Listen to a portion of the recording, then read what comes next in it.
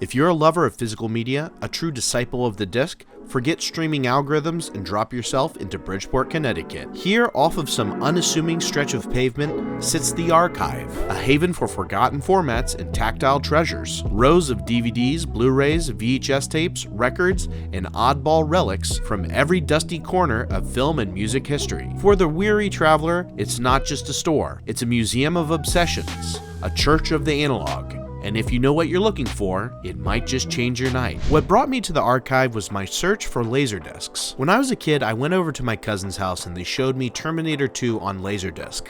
I'd never seen a LaserDisc. They're huge and impressive. They look like a CD, but somehow they're in analog format. They're roughly the size of a record, but you have to flip them midway through a movie to watch the other half. And some movies require 2, maybe even 3 sides of a disc.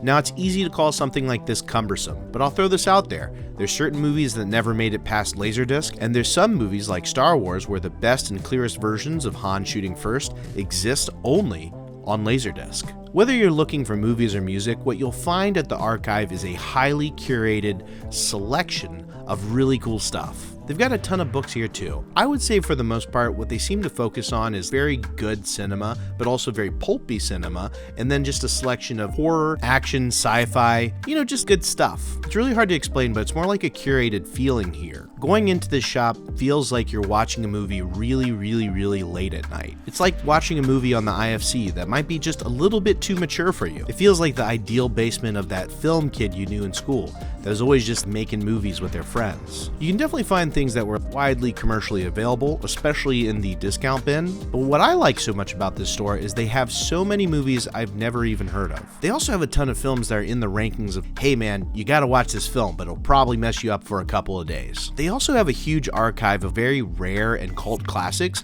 that are almost out of print. Things that you just wouldn't find anywhere else. I mean, it totally makes sense with the name, the Archive. And if you're into this sort of thing, you should really look into Vinegar Syndrome. Vinegar Syndrome is a group that's dedicated to film preservation, and this is actually kind of just like the physical location for that, but it's also its like own thing. This store is about the size of 2 floors and some change, and depending on what you're looking for, you could probably spend all day just like digging in the crates of one type of media. So I could probably just be here all day looking at records if I wanted to. Usually when I go into this type of store, I know about 65 to 80% of the different things that they have here. But I would say that is kind of flipped when I'm in here. While they do have some popular things, there are so many things in here I've never even heard of. And for a place dedicated to the preservation of rare movies and materials, that is a very good thing. I've never heard of Color Out of Space, but I love H.P. Lovecraft, so I'm gonna watch this now. And look at this thing, it's a sick Ninja Turtles poster made by a guy named Ryan Tobin.